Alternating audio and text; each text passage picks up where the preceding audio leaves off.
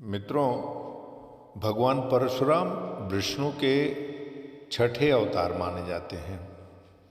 वे हिंदू धर्म के 7 अमर लोगों में से एक हैं। परशुराम को शस्त्र चलाने की विद्या राजर्षि विश्वामित्र और भगवान शिव से मिली थी। वे योग, वेद और नीति के पारंगत थे। त्रेता युग से लेकर द्वापर तक इनके लाखों शिष्य थे।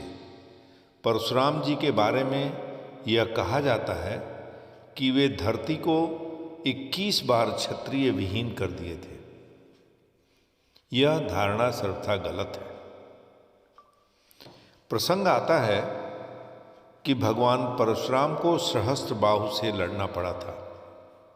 यहाँ पर प्रश्न यह उठता है कि क्या एक व्यक्ति के सहस्त्र भुजाएं हो सकती हैं? क्या रावण का भौतिक रूप से 10 शीश होना यथार्थ लगता है? शायद नहीं। ऐसा होना प्रतीक मात्र ही है। एक व्यक्ति के हजारों भुजाएं होना संभव नहीं है। यदि ऐसा होता तो वह उसकी शक्ति नहीं, उस पर बोझ बन जाती। उसे एक व्यक्ति के लिए संभालना मुश्किल हो जाता। उदाहरण के लिए सिंह के बारे में सोचें। सिंह को पंचानन भी कहा जाता है, अर्थात 5 सिर वाला। जंगल में विचरण करने वाले जानवर हमेशा डरते हैं, परंतु सिंह नहीं डरता।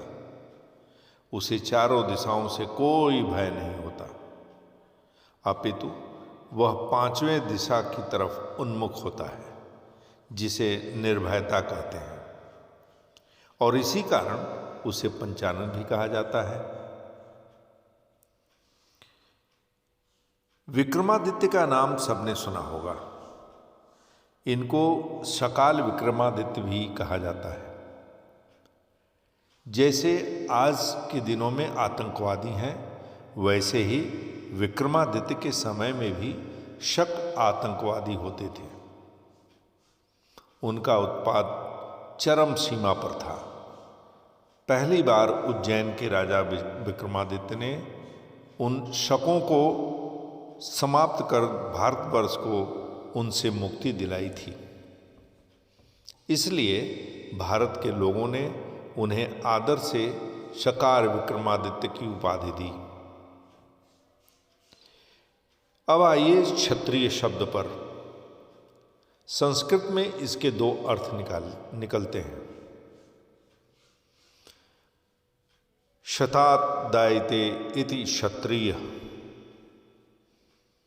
पहले समाज में 2 वर्ग होते थे, एक शर्मा और दूसरा वर्मा।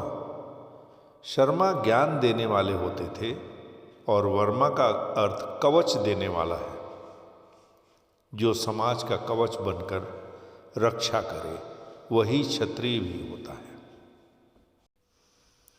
दूसरा क्षत्रिय वो था जो समाज, ऋषियों, नारियों इत्यादि पर अत्याचार करता था।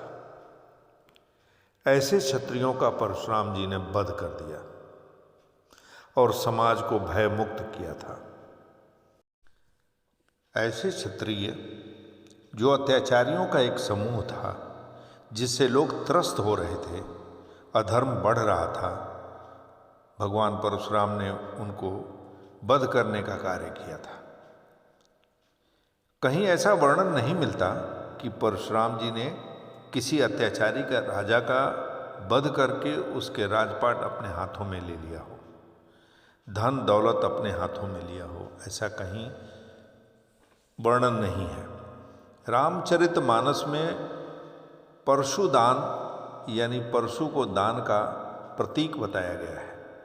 परशुराम जी ने अत्याचारियों से धन दौलत जमीन छीनकर उसी राज्य के निर्बल जरूरतमंद लोगों में दान कर दिया करते थे।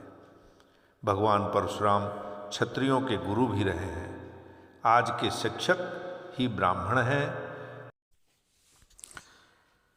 सैनिक, पुलिस एवं रक्षण क्षेत्र में कार्य करने वाले क्षत्रिय हैं। धन अर्जन के व्यवसायी वैश्य हैं एवं सेवा क्षेत्र के कार्यरत लोग यानी banking, tourism, transport, housekeeping, labour संबंधी कार्यरत लोग शूद्र हैं। इस वर्ण व्यवस्था में जात पात का कोई स्थान नहीं है। आज के लिए इतना ही, फिर अगले एपिसोड के साथ। तब तक के लिए धन्यवाद।